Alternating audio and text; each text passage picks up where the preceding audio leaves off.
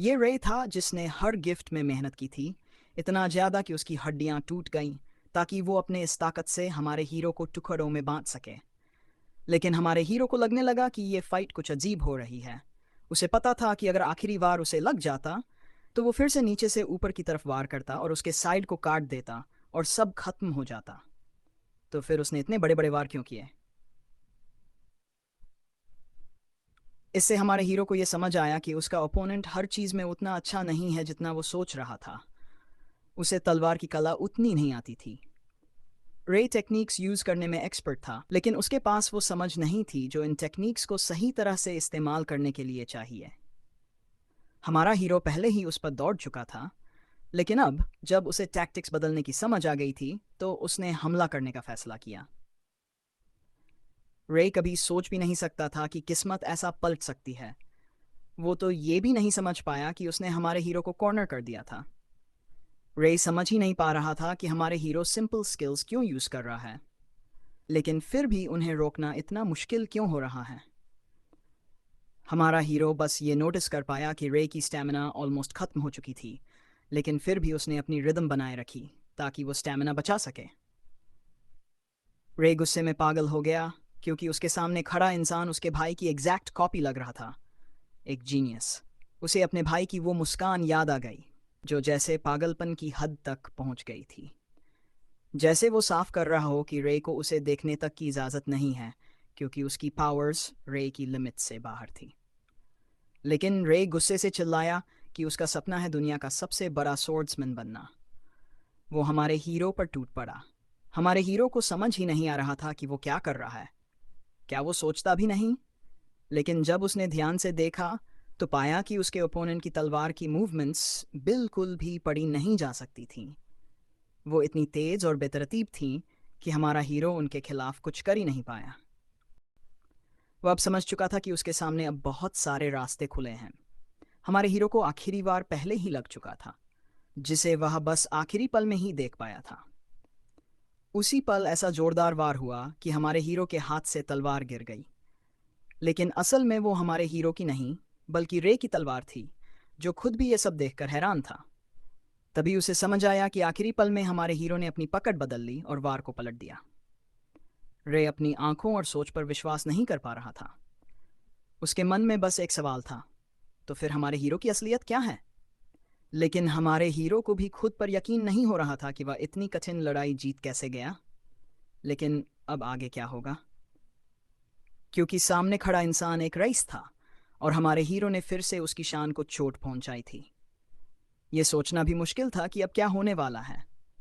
हमारा हीरो अपनी तलवार रे की तरफ ताने खड़ा था और रे अपना सिर पीटते हुए कह रहा था कि वह फिर हार गया। लेकिन इस बार हमारा हीरो जीत चुका था और रे ने कहा कि वह शुक्रगुजार होगा अगर हमारा हीरो उसे मार दे। वह उसके खिलाफ कुछ नहीं बोलेगा। हमारे हीरो ने पूछा कि क्या वह मजाक कर रहा है। रे कुछ कहने ही वाला था, लेकिन हमारे हीरो ने पूछा, क्या तुम्हें लगता है कि तुम बच जाओगे अगर लोगों को पता चले कि मैंने तुम्हें मार दिया? रे ने कहा कि वे दोनों जान पर खेल गए थे।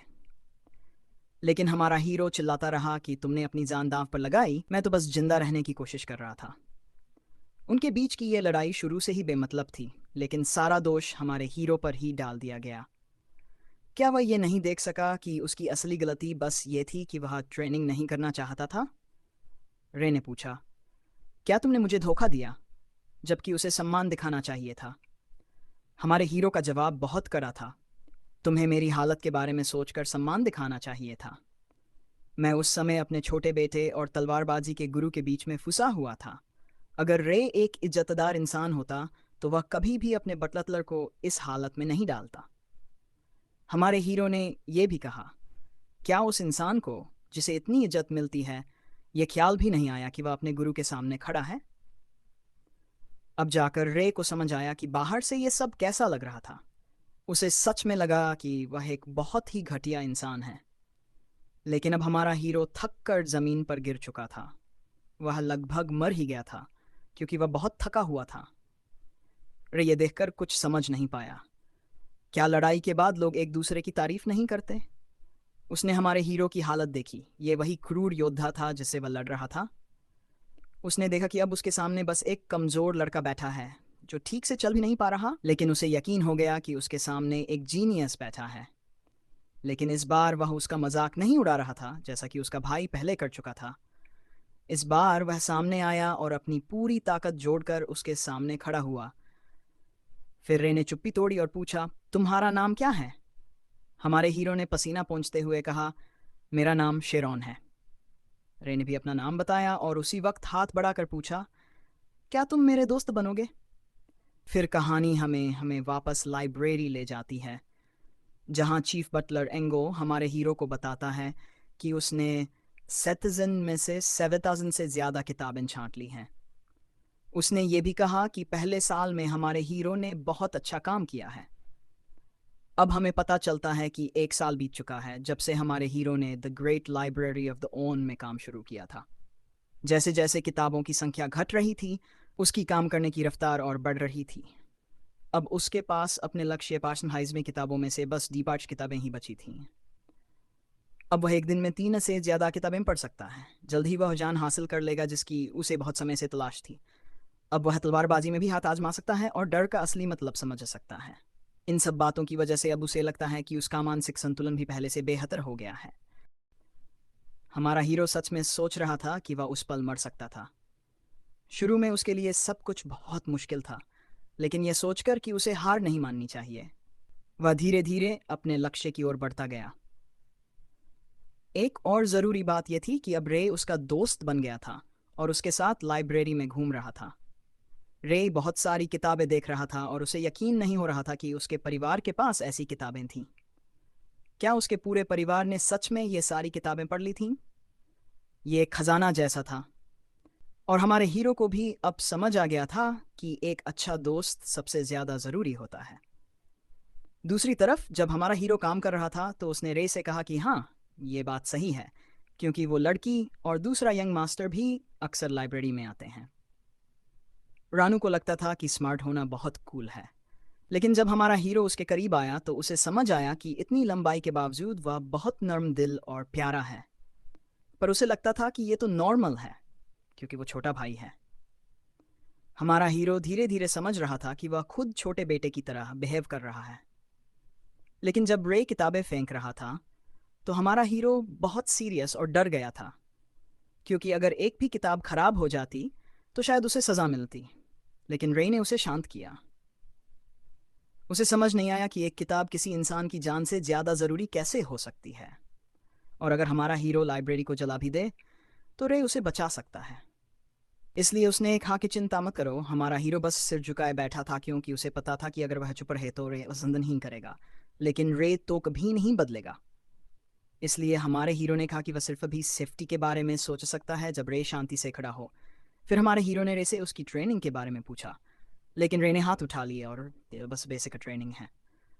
उसने अपने नेचर से कहा था कि वह थोड़ी देर लाइब्रेरी में ट्रेनिंग करना चाहता है। हमारे हीरो ने पूछा कि वह इंतज़ार किस बात का क्या कर रहा है, उसे अभी ट्रेनिंग करनी चाहिए। लेकिन रे चिल्लाने और मिन्नतें करने लगा कि वह तो बस बोर हो गया है। हमारे हीरो ने नोटिस किया कि उसका दोस्त बहुत आलसी हो गया है। उसने उसकी तुलना आग से की जो एक बार भड़क जाए तो रुकती नहीं है। इसलिए जब तक मौका मिला रे बस बात करता ही रहा। हालांकि 7 मिनट बाद हमारा हीरो रे के साथ बैठकर पढ़ाई करने लगा। उसने कहा कि अगर वह यहाँ सीखने आया है तो फिर उसे सीखना होगा। रे ने हमारे हीरो से, जो जाहिर तौर पर किताबें पढ़ने के लिए मजबूर था, पूछा कि क्या उसका दोस्त शायोन सच में एक मैजिशियन बनना चाहता है। क्या इसके लिए इतनी सारी किताबें पढ़नी ज़रूरी हैं?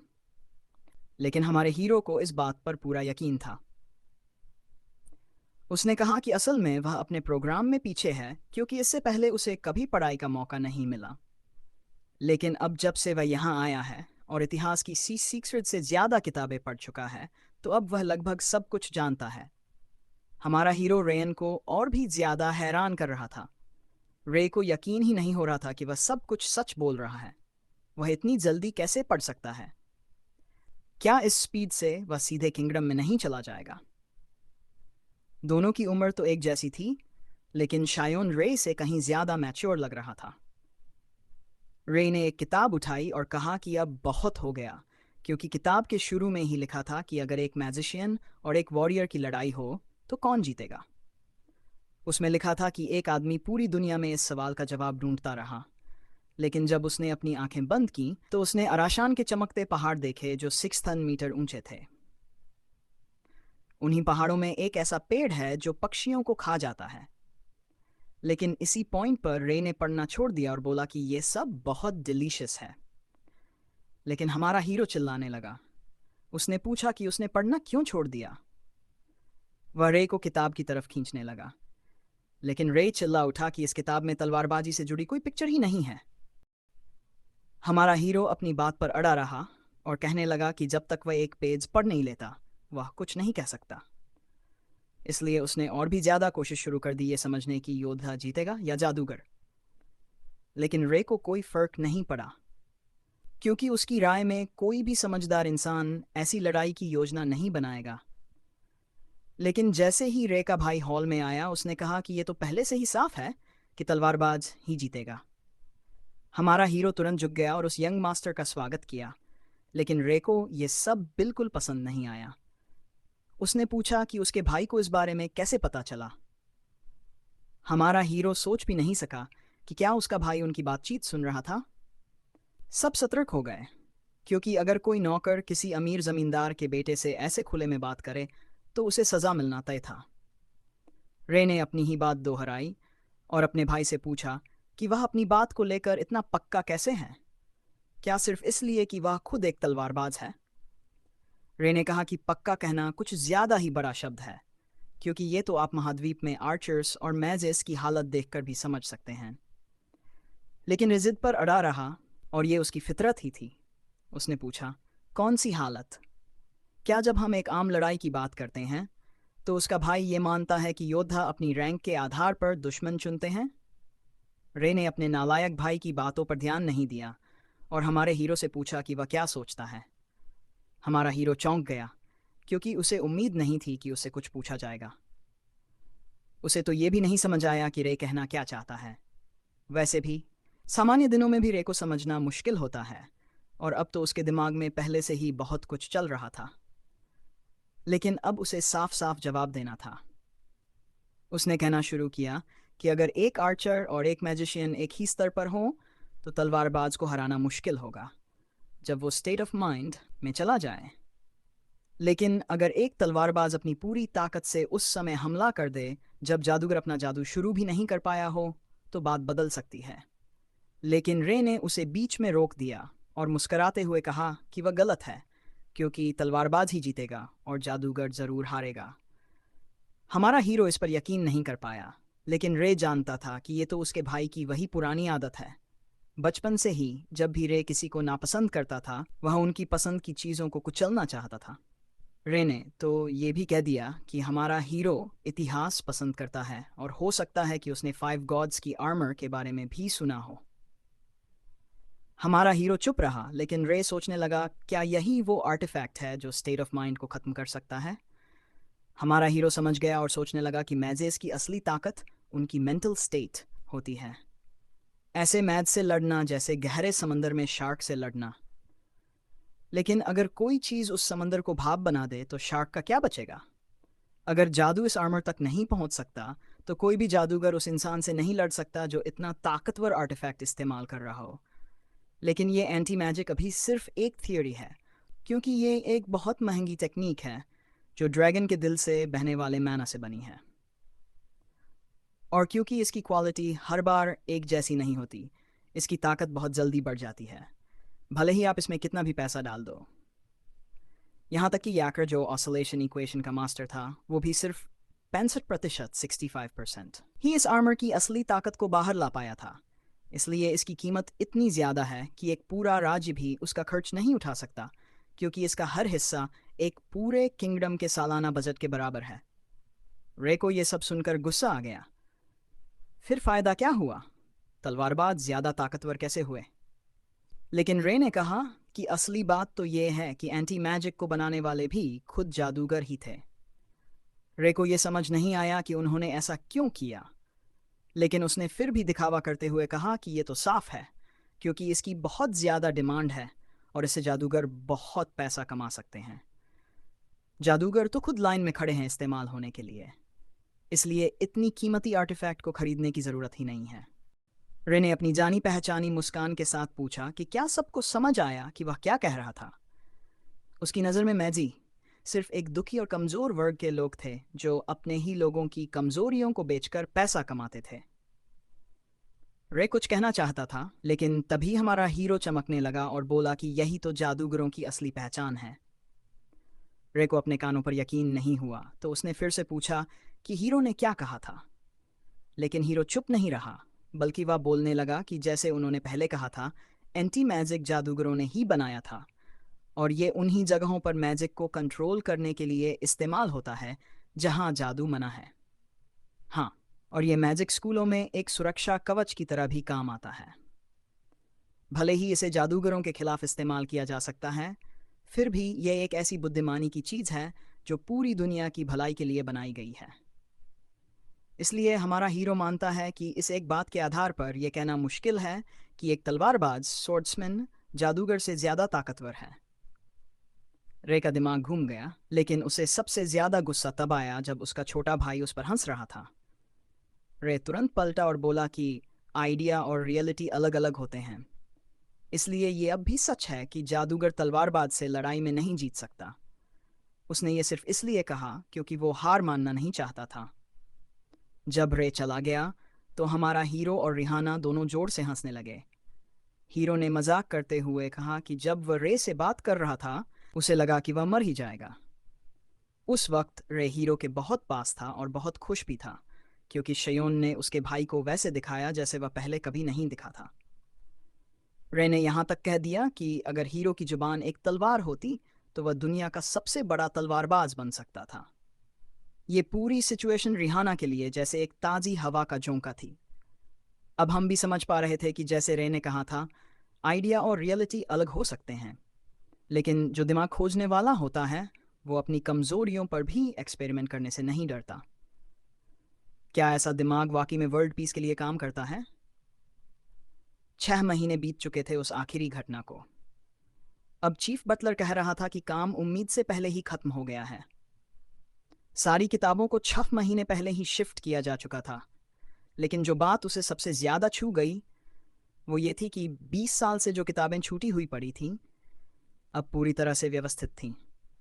लेकिन एक और बटलर ने पूछा कि क्या टीन को बुरा नहीं लगा इतना अच्छा वर्कर छोड़ना। शायद वो किसी बहाने से उसका कॉन्ट्रैक्ट बढ़ा सकते थे।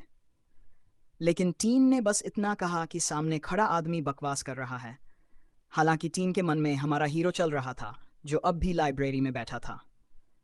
उसने सोचा, किताब को बंद करना आसान है, लेकिन सैकड़ों पेज पढ़ने के बाद उसे बंद करना एक अलग ही बात है। उसका सपना अब पूरा हो चुका था, लेकिन वो ज़्यादा देर तक खुश नहीं रह सका, क्योंकि रे उसके कमरे में दौड़ता हुआ आया और पूछा कि क्या हीरो ने अपना काम पूरा कर लिया, और अगर हाँ तो क्या अब वो चलने को तैयार है। उसी वक्त रे को समझ आया कि हीरो ने सच में सारी किताबें पढ़ ली थीं। हीरो ने खुद कहा, अब पढ़ने को कुछ भी नहीं बचा। रे को यह सुनकर यकीन ही नहीं हो रहा था कि वह उसी हीरो के साथ बैठा है।